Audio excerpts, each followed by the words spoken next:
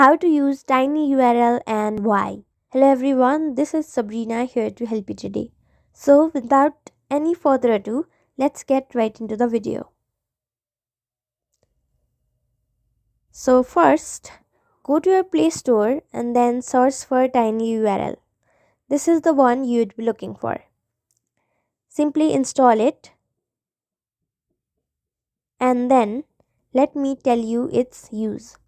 So basically this URL or this app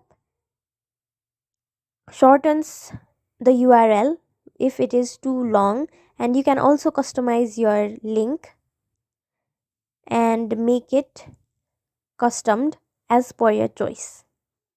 So after it is installed, simply open it, and then all you have to do is enter your long URL here and enter your designed custom URL and then tap on shorten, and it will do its work.